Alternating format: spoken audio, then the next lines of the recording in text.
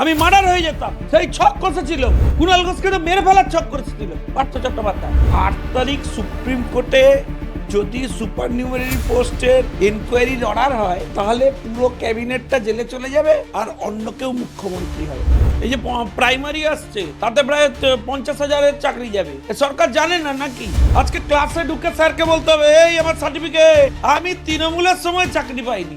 বিয়ের সময় হবে সরকারি শিক্ষক। আগে হলে কি বলতো, মেয়েকে বিয়ে দিতে মেয়ের বাবা, এবার দিবে না, বলবে তৃণমূলের সরকারি শিক্ষক বাবা, যে কোনো দিন চাকরি চলে যেতে পারে। চপ আর ঢপ এই দুটোই হচ্ছে পশ্চিমবাংলার নতুন হ্যাঁ, সিপিএম এর সময় হয়েছে ভাই, আমার বউটা, তার কাকাটা, তার জ্যাঠাটা, একে একটু চাকরিতে দেখে দেবেন, ওই করবে, ঠিক আছে। সব রাজনীতিতে কিছু 2-5 কেস হয়, রেড চার্ট বানিয়ে ফেলেছে। তৃণমূলের যারা ছিল, যারা তৃণমূল করেছে, কঠিন সময়ে লড়াই করেছে, 2011 আগে সিপিএম এর কাছে মার খেয়েছে, তাদের কাছ থেকে মাল তুলেছে। সরকার বললে এই কলকাতাকে শাহবাগ বানিয়ে দেবে, এমনই হুঁশিয়ারি পুলিশের সামনে। তাদের নেতা ববি হাকিম বলেছে মিনি পাকিস্তান বানাবে। হিন্দু বিরোধী একটা সরকার চলছে পশ্চিমবঙ্গে। এখন এনারা চেষ্টা করেছিলেন গতকাল থেকেই একটা দাঙ্গা টাঙ্গা বাঁধিয়ে এই যে 26,000 লোকের চাকরি চলে গেছে, সেইটা খবর থেকে সরিয়ে দেবে। তো আর বিজেপি তো জিতে গেছে, 26-এ বিজেপি ক্ষমতায় আছে। গতকাল আমাদের প্রতিনিধির সামনে পাক সার্কাসে ওয়াকফ বিল নিয়ে যে বিরোধিতা, সেখানে একজন যুবক, সংখ্যালঘু যুবক, তিনি বলেছেন যে দরকার পড়লে এই কলকাতাকে শাহবাগ বানিয়ে দেবে, এমনই হুঁশিয়ারি পুলিশের সামনে। সে তার আর কি দোষ? তাদের নেতা ববি হাকিম বলেছে মিনি পাকিস্তান বানাবে। তো ফলে দেখুন, আর তাদেরও যে বড় নেত্রী, সে চেষ্টা করে যাচ্ছে পশ্চিমবাংলাকে পশ্চিম বাংলাদেশ বানাবে।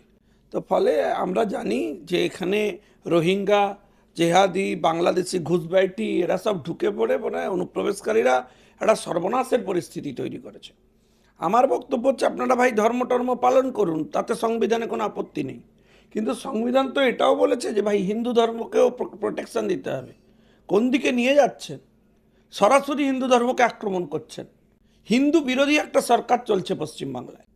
তো ফলে এখন এনারা চেষ্টা করেছিলেন গতকাল থেকেই একটা দাঙ্গা টাঙ্গা বাঁধিয়ে এই যে 26,000 লোকের চাকরি চলে গেছে, সেইটা খবর থেকে সরিয়ে দেবেন।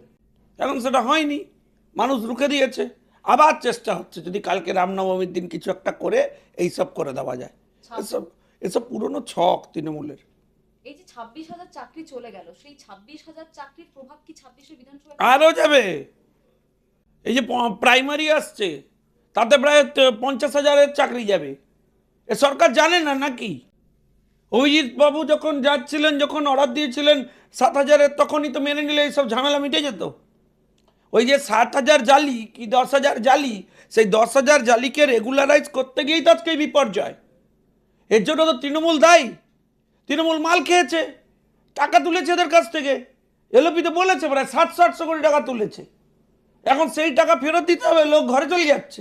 কিন্তু মমতা তাদেরকে শুনুন, বাঁচানোর জন্য ক্যাবিনেট বসিয়ে দিয়েছে। ক্যাবিনেট বলছে যে ভাই দিয়ে দাও, দিয়ে দাও। সুপার নিউমারি পোস্ট করে দিয়েছে। বেআইনি করার একটা সীমা থাকা উচিত। ওম প্রকাশ চৌতালাকে মনে আছে? জেলে যেতে হবে 8 তারিখ সুপ্রিম কোর্টের অর্ডার এলে। কি ভয়ঙ্কর পরিস্থিতি আপনি ভাবুন। আপনি 5 মিনিটের জন্য ভাবুন, একটা সাধারণ সরকারি স্কুলে কারা পড়তে যায়? আমার আপনার বাড়ি, গরিব বাড়ির ছেলেমেয়েরা। তাদের কাছে পাঠিয়ে দিয়েছেন অযোগ্য শিক্ষক। আচ্ছা, এই মালগুলো গত 2 বছর, 3 বছর, 6 বছর করেছে, তার মানে লাস্ট 5 বছর ধরে মাধ্যমিক, উচ্চ মাধ্যমিকের অ্যাসেসমেন্ট করেছে। সরকার জানতো। প্রথমবার অর্ডার আসার পর তাহলে এদের বসিয়ে দেওয়া উচিত ছিল। গভর্নমেন্ট সেক্টরের এডুকেশন ডিপার্টমেন্টকে কোথায় নিয়ে যাচ্ছে ভাবুন। আজকে ক্লাসে ঢুকে স্যারকে বলতে হবে, এই আমার সার্টিফিকেট, আমি তৃণমূলের সময় চাকরি পাইনি। বিয়ের সময় হবে, দেখবেন বিয়ের সময় গিয়ে বলবে সরকারি শিক্ষক। আগে হলে কি বলতো, মেয়েকে বিয়ে দিতে তো মেয়ের বাবা, এবার দিবে না, বলবে তৃণমূলের সরকারি শিক্ষক বাবা, যে কোনো দিন চাকরি চলে যেতে পারে। একটা ছাত্র তার মনে খুঁতখুত করবে, আমি যে স্যারের কাছে পড়ছি সে নিজেই চুরি করে পাস করেছে, চুরি করে চাকরি করতে এসছে। ভাবুন কোথায় এডুকেশনাল রিলেশনশিপটা নিয়ে চলে গেল, শিক্ষাটা শেষ করে দিল। কিন্তু মমতা বন্দ্যোপাধ্যায় তো বলছেন যে বাম আর বিজেপির ষড়যন্ত্র, তাদের জন্য চাকরি চলে গেছে। তো সুপ্রিম কোর্টকে মানে না, সুপ্রিম কোর্টের বিরুদ্ধে বলে দিচ্ছে। হ্যাঁ, সুপ্রিম কোর্টে জাজমেন্ট নিয়ে রিয়াকশন দিয়ে দিচ্ছে। তো কাকে মানবেন আপনি? কাকে মানবেন? আপনি জানতেন না এসব? ভাই আমি তখন তৃণমূল ছাত্র পরিষদের প্রেসিডেন্ট ছিলাম।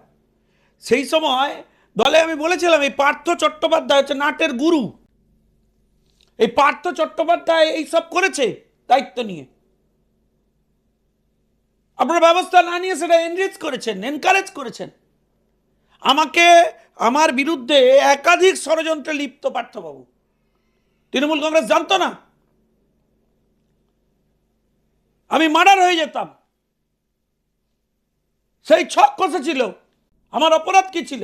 আমি তৃণমূলের সব থেকে বড় শিক্ষার সংগঠন তৃণমূল ছাত্র পরিষদ তৈরি করে দাঁড় করিয়েছিলাম, এবং সেই ছাত্র পরিষদ এইসব অন্যায়কে সমর্থন করতো না। তখন তারা মুখ খোলা শুরু করেছিল, পার্থবাবু দেখলে সব করতে পারবো না, কোটি কোটি টাকা লুটতে পারবো না, আরও যা যা করেছে আমি মানে প্রকাশ্য চ্যানেলে বলতে পারবো না, এখানে বলা সম্ভবপর না। টাকা চুরি তো কম, অন্য যে সব করেছেন পার্থবাবু সে মানে বলা যাবে না। দাদা, আপনি বলছেন যে আপনি জানতেন দলের মধ্যে এরকম কাজ হচ্ছে। কুণাল ঘোষ একটা সংবাদ মাধ্যমে তিনি বলেছেন যে পার্থ চট্টোপাধ্যায় যে টাকা নিচ্ছে জানতো দল।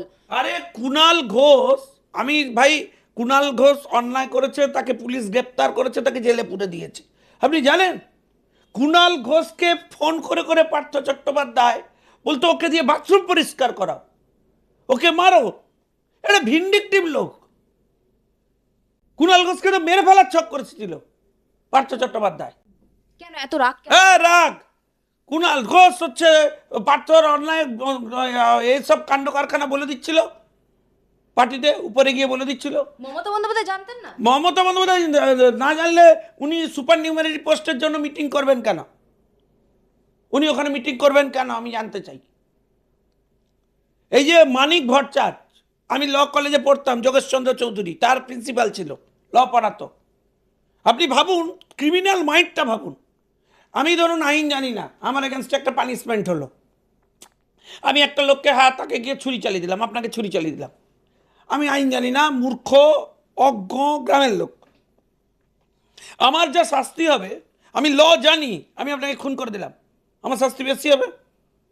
এ জেলে গেছিল মানিক, পুরো পরিবার নিয়ে।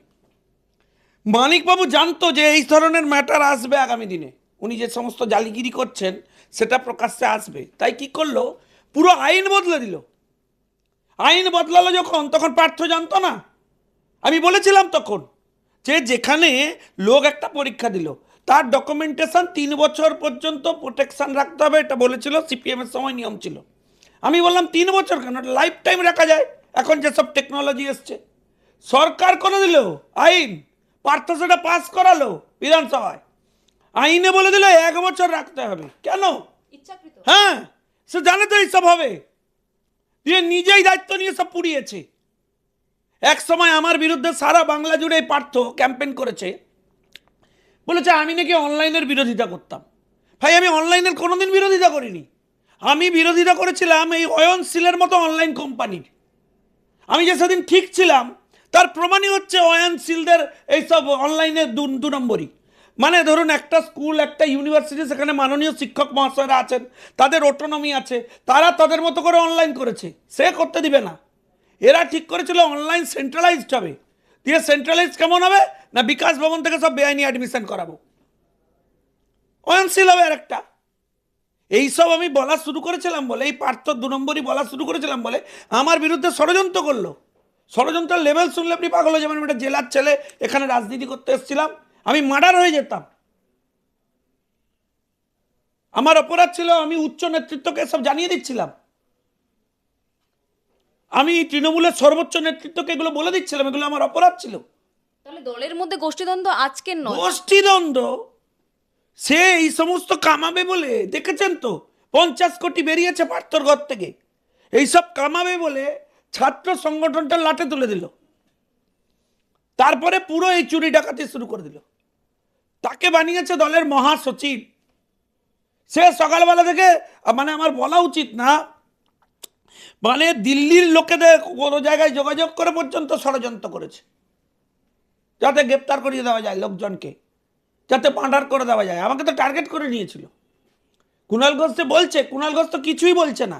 কুণাল ঘোষকে তো পার্থ চ্যাটার্জি এমন করেছিল, প্ল্যান এস্টিমেট মেরেই দিত লোকটাকে। আমি তো বলছি, আমি এক সময় করেছি, আমি জানি ভয়ঙ্কর। এরা রাজ্যের এডুকেশনের উন্নয়ন নিয়ে কিছু ভাবেনি। হ্যাঁ, সিপিএম এর সময় হয়েছে ভাই, আমার বউটা, তার কাকাটা, তার জ্যাঠাটা একে একটু চাকরিতে দেখে দেবেন, ওই করবেন, ঠিক আছে। সব রাজনীতিতে কিছু 2-5 কেস হয়, রেড চার্ট বানিয়ে ফেলেছে।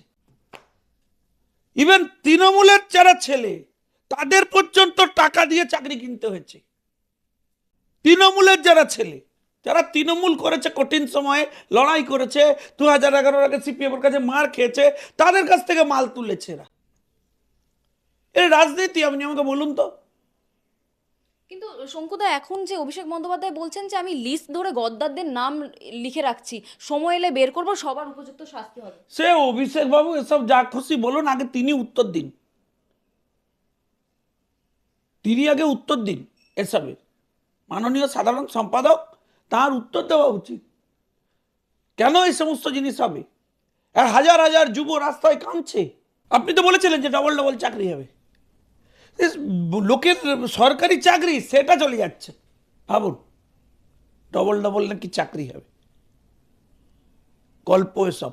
বাংলায় যে পরিস্থিতি তৈরি করেছেন। আমায় তো দুষ্টু লোকেরা বলছে যে তৃণমূল কংগ্রেসের কেউ কেউ চাইছেন, দুষ্টু লোকেরা বলছে যে তৃণমূল কংগ্রেসের কেউ কেউ চাইছেন যে 8 তারিখ সুপ্রিম কোর্টে যদি সুপার নিউমারি পোস্টের এনকোয়ারির অর্ডার হয়, তাহলে পুরো ক্যাবিনেটটা জেলে চলে যাবে আর অন্য কেউ মুখ্যমন্ত্রী হবেন। সম্ভাবনা রয়েছে? জেলে তো যেতেই হবে। উত্তর তো, তদন্ত আটকেছেন কেন? দৌড়ে গেছেন জনগণের টাকা খরচা করে সুপ্রিম কোর্টে কেন? জেলে যেতেই হবে। আপনারা সিদ্ধান্ত নিয়েছেন কেন এই বেআইনি সিদ্ধান্ত? যখন আপনার এসএসসি বলছে বেআইনি রিক্রুটমেন্ট হচ্ছে, সরকার নিজে জেনে যাচ্ছে এটা বেআইনি রিক্রুটমেন্ট, তারপর বেআইনি রিক্রুটমেন্টকে লিগ্যালাইজ করবার জন্য আপনি এই সিদ্ধান্ত নিয়েছেন। তার মানে আপনি জানেন এটা ইলিগাল রিক্রুটমেন্ট। তার মানে আপনি হচ্ছে এই ক্রাইমে পার্ট হয়ে গেলেন। ফলে জেলে তো যেতেই হবে। অনেকে চাইছেন, তৃণমূলের কেউ কেউ আড়ালে আবডালে এসব শোনা যাচ্ছে যে যারা ওই মিটিংয়ে ছিল তারা জেলে চলে যাবে, দিলে তৃণমূলের অন্য কেউ মুখ্যমন্ত্রী হবেন। খবর ঠিক দিচ্ছে কিনা খবর নিন।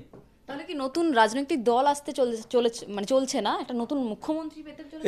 তৃণমূলের ভেতরে চলছে। খবর নিন যে 8 তারিখ যদি অর্ডার যেটা বেরোবে, তাতে ক্যাবিনেট এবং মুখ্যমন্ত্রী জেলে চলে গেলে অন্য কেউ মুখ্যমন্ত্রী হবেন। খবর নিন। শঙ্কুদা, যদি নতুন মুখ্যমন্ত্রী আসে, যদি তুমি যেটা বললে, সেক্ষেত্রে 26-এর বিধানসভা ভোটে তো বিজেপির জন্য একটু টাফ সিচুয়েশন হয়ে যাবে। তো আর বিজেপি তো জিতে গেছে, 26-এ বিজেপি ক্ষমতায় আসবে। এই 7 দিন 10 দিন 15 দিনেও কেউ চায় শেষ ইচ্ছে মুখ্যমন্ত্রী হয়ে যাবে কেউ কেউ। তাদের চেষ্টা, তাদের মনে আশা আছে যে হচ্ছে এই নতুন ক্যাবিনেটটা জেলে চলে গেলে ওনারা মুখ্যমন্ত্রী হবে। সেসব তৃণমূলের অন্তর্দ্বন্দ্ব, তাতে আমাদের কিছু যায় আসে না। আমাদের বক্তব্য খুব স্পষ্ট। আমাদের বক্তব্য হচ্ছে সে যেই মুখ্যমন্ত্রী আনুন, সব একই তো মেটেরিয়াল। ফলে তৃণমূলকে রেখে এই পশ্চিম বাংলায় মানুষের উন্নয়নে, যুবকদের চাকরিতে কিছু করা যাবে না।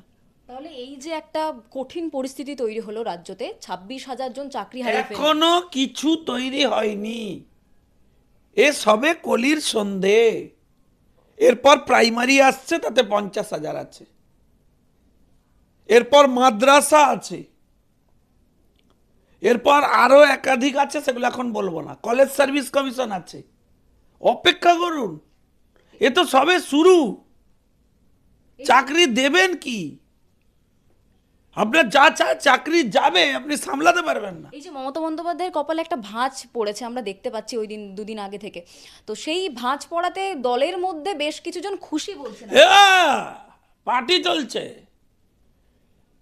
8 তারিখ অর্ডার হবে, ক্যাবিনেটকে জেলে যেতে হবে, উৎসব চলছে। আরে ক্যাবিনেটকে জেলে যেতে হবে, অ্যাকশন হবে।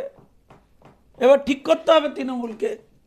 তারা কেউ কেউ তো সবাই মিলে যে যার শিবির সে তার প্রজেক্ট করে যাচ্ছে, শেষ মুহূর্তে কাকে মুখ্যমন্ত্রী করা যাবে, এইসব চলছে। কোথাও কি আপনি ইঙ্গিত দিচ্ছেন মমতা লবি, অভিষেক লবি? না ভাই, আমি আপনাদের আমার মুখে কোনো বক্তব্য বসাবেন না।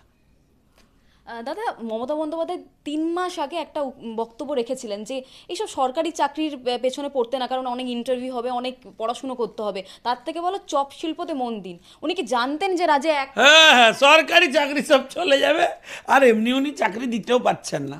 ফলে চপ আর ঢপ এই দুটোই হচ্ছে পশ্চিমবাংলার নতুন শিল্প।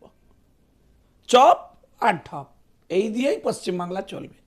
এবং নতুন স্লোগান তৃণমূল করেছে, বলেছে যে ঢপ আমাদের ভিত্তি আর চপ আমাদের ভবিষ্যৎ।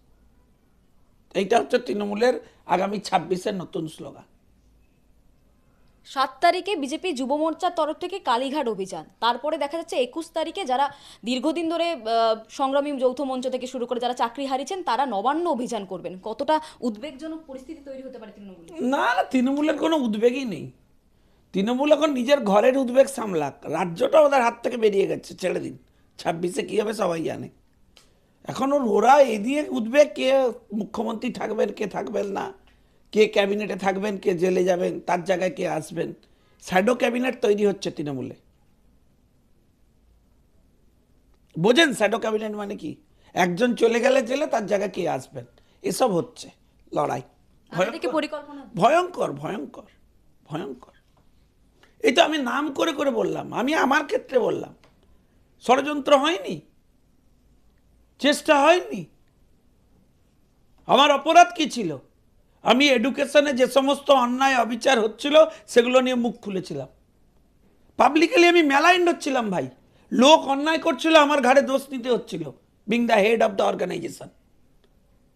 আমার ইমেজ নষ্ট হয়েছে, তাও আমি সংগঠনের জন্য তখন করেছিলাম। কিন্তু এ তো দেখলাম জেলে বেলে নিয়ে যাচ্ছেন পার্থবাবু। সেদিন তো যা কাণ্ড কারখানা করেছিলেন, আমি প্রায় মার্ডার হয়ে যেতাম। আমাকে তো প্রায় খুনের ছক করতে ফেলেছিলেন। এই পার্থ চট্টোপাধ্যায় হ্যাঁ, শুধু ক্ষমতা নেবে বলে, শুধু এডুকেশনটা লুটবে বলে। লুটেছে। সেদিন আমাকে হত্যার ষড়যন্ত্র করেছিল। দলকে জানিয়েছে, জানে না তৃণমূল কংগ্রেসের সিনিয়র লিডাররা। আমি নাম বলতে চাই না প্রকাশ্যে, আমি কখনো আনএথিক্যাল কমিউনিকেশন দিই না কোথাও। কোথাও কি আক্ষেপ থেকে গেল যে দল পাশে ছিল না সেই সময়? না না, কোনো আক্ষেপের ব্যাপার নেই। উপরে ভগবান আছে, আমি ভগবানে বিশ্বাসী। ভগবান আছে, লোকে ফল পাচ্ছে, সময় সময় লোকে এখন দেখতে পাচ্ছে কি হচ্ছে। বাংলাটাকে শেষ করে দিয়েছে। আপনি শুধু এই কথা বলছেন এডুকেশনের। পার্থ চট্টোপাধ্যায় যখন ইন্ডাস্ট্রির দায়িত্বে ছিলেন তখন কি করেছেন? খাতা খুলবো? খাতা খুলবো? মমতা বন্দ্যোপাধ্যায় কেন ওনাকে ইন্ডাস্ট্রি থেকে সরিয়ে দিয়েছিলেন আমি জানতে চাই। খাতা খুলবো? শঙ্কুদা, আপনাকে একটা প্রশ্ন করতে চাইছি, সেটা হলো সেদিনকার 26,000 জন যখন চাকরি হারিয়ে ফেলেছিলেন, মমতা বন্দ্যোপাধ্যায় সাংবাদিকদের মুখোমুখি হয়ে প্রেস কনফারেন্সে তিনি একটা কথা বলেছেন, পার্থ অনেক দিন ধরে জেলের মধ্যে রয়েছেন, বান্ধবী জামিন পেয়েছে। তো মমতা বন্দ্যোপাধ্যায় কি কোথাও চাইছেন যে পার্থ চট্টোপাধ্যায় জেলের বাইরে বেরো? সে উনি কি চাইছেন আমার জানা নেই, কিন্তু আমি আপনাকে বলছি পুরো বিচার শেষ না হওয়া পর্যন্ত ওনাকে রিলিজ করা উচিত না। উনি প্রমাণ লোপাট করবেন। বেরোলেই প্রমাণ? হ্যাঁ, যার নিজের জামাই রাজ সাক্ষী হয়েছে, ও জামাইকে ছেড়ে দেবে? প্রথমেই তো জামাইকে ম্যানিপুলেট করবে যাতে ওই সাক্ষীটা হস্টাইল করে যায়। ওকে কাস্টাডি ট্রায়াল করানো উচিত। ভয়ঙ্কর ভয়ঙ্কর হিংসুটেপনা চূড়ান্ত। এই যে সুপ্রিম কোর্টের রায়ের পর মমতা বন্দ্যোপাধ্যায় বললেন যে বিকাশ রঞ্জন ভট্টাচার্যকে নোবেল পুরস্কার দেওয়া হন, আপনি এই মন্তব্যকে ওই সিচুয়েশনে ওই সময় দাঁড়িয়ে কিভাবে দেখছেন? না, ওই সিচুয়েশন এই সিচুয়েশন জানি না। এখন ওনাকে তো কমব্যাট করতে হবে, উনি ওনার মতো করে কমব্যাট করছেন। কিন্তু এইসব এখন না বলে উনি 8 তারিখ কি করবেন, তারপর কিভাবে কি বলবে তৃণমূল কংগ্রেস, সেটা নিয়ে ভাবুন। এই যে তড়িঘড়ি করে উনি বললেন যে 7 তারিখ আমি বৈঠকে বসবো যারা চাকরি হারিয়েছেন, কোথাও কি ভয় পেয়েছিলেন যে পাছে নবান্ন অভিযান? উনি ডেটটা ঠিক ধরেছেন, 7 তারিখ। কারণ 8 তারিখ সুপ্রিম কোর্টে হিয়ারিং আছে না, সুপার নিউমারি পোস্ট নিয়ে। সেই জন্য ওনাকে লিগ্যাল অ্যাডভাইস নিশ্চয়ই কেউ দিয়েছে, বলেছে 7এই বলো। কিন্তু যারা ছেলেরা মানে ওনার কথার উপর ভরসা করিতে তখন আন্দোলন তুলে নিয়েছিল, তারা শুনতে যাবে কেন তার কথা? আবার এই একই কথা বলবেন, বলার আছে কি? সরকারের উচিত কোনো রিলিফ ফান্ড থেকে ওই পরিবারগুলোকে পয়সা কড়ি দেওয়া, যাতে ওরা কোনো নেগেটিভ পদক্ষেপ না নেয়। এইটুকু বলবো, জরুরি অবস্থা, ওদের পরিবারের পাশে দাঁড়ান। ওরা তো এফেক্টেড হয়েছে। এখন চোর বাড়িতে চুরি করে নিয়ে গেছে, রাগ করে দয়া করে নিজের ক্ষতি করবেন না। হাইপোথেটিক্যাল কোশ্চেনের উত্তর দিতে পারবো না। ইহা হইলে কি হয়, উহা হইলে কি হয়, এসব গল্প বলার জন্য আমরা নেই। এখন কি হইতেছে তা বলতে পারি। এখন হইতেছে যে একাধিক শিবির তারা মনোনিবেশ করিয়াছে তৃণমূল কংগ্রেসে। যদি 8 তারিখ অর্ডার বেরোয়, মমতা বন্দ্যোপাধ্যায় সরে যান, তাহলে তাদের শিবিরের মুখ্যমন্ত্রী হবেন, বা কে কোন ডিপার্টমেন্ট পাবেন, এইসব নিয়ে আলোচনা হইতেছে। ফলে কি হইলে কি হইবে তা এখন বলিতে পারিব না। নতুন মুখ্যমন্ত্রী নাম ঘোষণা হওয়ার আগে কি রাজ্যের বিজেপির যে রাজ্য সভাপতি রয়েছে তার নাম ঘোষণা হবে? বিজেপির একটা সাংগঠনিক প্রক্রিয়া আমাদের হচ্ছে নিচের স্তরে হয়ে গেছে, জেলা স্তরে হয়ে গেছে, রাজ্য হয়ে যাবে, সময়ের অপেক্ষা। বিজেপি তো একটা কোনো নির্দিষ্ট নির্বাচনকে লক্ষ্য করে দল না। বিজেপি একটা চলমান প্রসেস। বিজেপি একটা ভাবধারা, একটা বিচারধারার উপর চলে। বিজেপি চলবে, তাতে আমি বেঁচে থাকি না থাকি, আমার ভবিষ্যতে 10টা প্রজন্ম বেঁচে থাকুক বা মরে থাকুক, বিজেপি মরবে না, বিজেপি টিকে থাকবে। বাংলা হান্টের আরও খবর দেখতে নজর রাখুন। বাংলা খবর মানেই বাংলা হান্ট।